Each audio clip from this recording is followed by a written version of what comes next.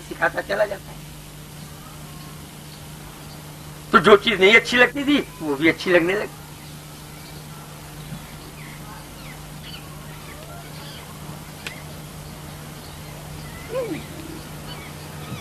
तो हमने यही कल बिल्कुल एंड में मैं यही कह रहा था और यही बताने की कोशिश की कि आखिर हमको जिंदगी में चाहिए क्या।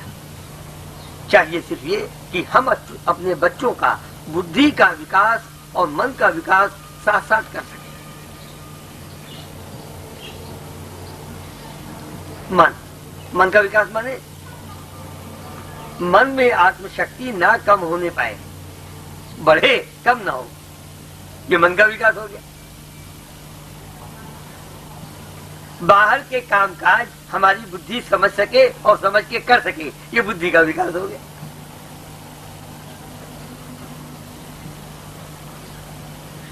मन का विकास अगर हो गया,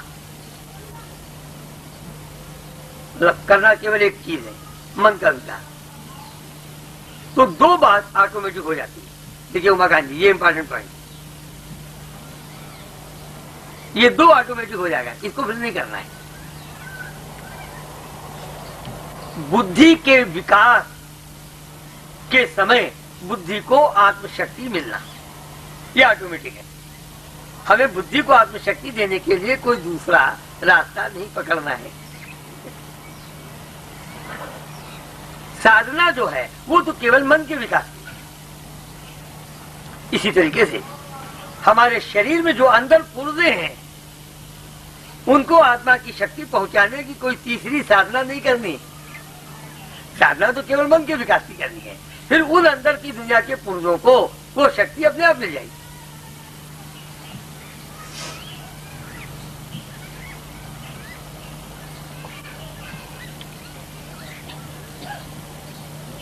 बिल्कुल इसी तरीके से सारी इच्छाएं तो उठती ही मन में है। जैसे जमीन है, सारे पेड़ की जड़ें तो जमीन में होंगी ना, तो माली केवल जमीन को खाद दे देता है, उस जड़ों को अपने आप मिल जाता है। उसका कोई दूसरा प्रोसेस नहीं होता। बिल्कुल इसी तरीके से जब हम ध्यान का अभ्यास शुरू करते हैं, मन का विकास करने के लिए ध्यान का अभ्यास, तो हमारी इच्छाओं को इच्छा शक्ति अपने आप मिल जाती है। इसीलिए सबसे पहली किताब जो मैंने लिखी थी उसका नाम यही था, ध्यान द्वारा जीवन की मौलिक शक्तियां। जिंदगी की जो मौलिक शक्तियां हैं वो एक ही साधना से मिल जाती है। कुछ पब्लिकेशंस हमारे, कुछ किताबें ये सामने मेज पे रखी हुई हैं, जो लोग देखना चाहें देख सकते हैं। क्योंकि ज्यादातर तो लोग यहाँ पुराने, सबको पता है, सबके पास किताबें हैं भी, तो किताबें बहुत सी हैं, लेकिन जो सबसे पहली किताब थी वो यही थी, ध्यान द्वारा जीवन की मौलिक शक्ति। तो सतयुग की बात कर रहे थे, जबकि सबसे ज्यादा जरूरी यही समझा जाता था कि कुल के गुरु के साथ बच्चा रह करके 25 साल तक ध्यान की कला में अभ्यस्त हो जाए। भले उसे यदि राजा का बेटा है तो राजमहल के आराम भी छोड़ना पड़े।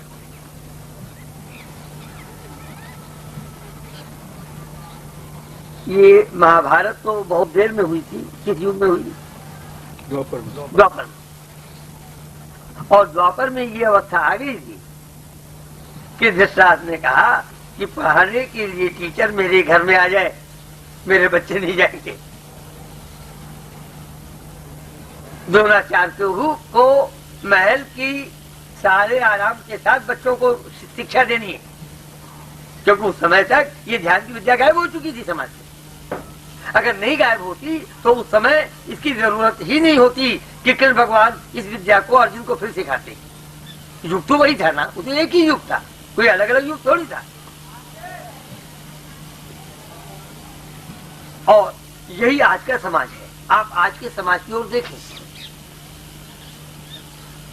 हम केवल बुद्धि के विकास की शिक्षा देते हैं और उसमें भी कोई पिता ये नहीं चाहता कि उसके घर, उसकी अवस्था, उसकी हैसियत से जो आराम बच्चे को मिल सकता है, पढ़ाई के समय उस आराम की कोई कमी होने पाए, ये कोई बाप आजकल नहीं चाहता है। लेकिन सारे राजमहल का आराम छोड़ करके जंगल में भी जाकर यदि विद्या लेनी पड़े तो बच्चा लेता रहे, ये पहले जमाने की खास बात थी।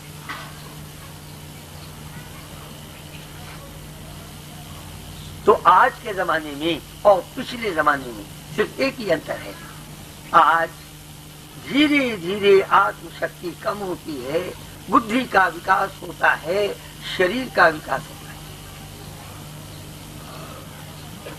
और ये बुद्धि और शरीर के विकास का जो रास्ता है, मन के विकास की कमी में अंदर की दुनिया के प्रकाश के लिए इस शरीर को, स्नायु संस्थान को, नर्वस सिस्टम को और बुद्धि के तत्व को पारदर्शक से अपारदर्शक बना देता है। अंदर की दुनिया का प्रकाश धीरे धीरे अंदर से बाहर प्रकट नहीं होता, और कम प्रकट होना, और कम प्रकट होना, और कम प्रकट होना।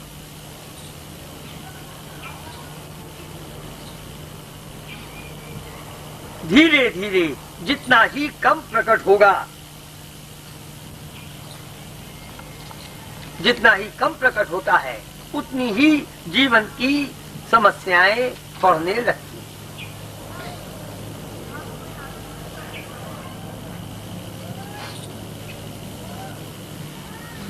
ये एक मूल बात है।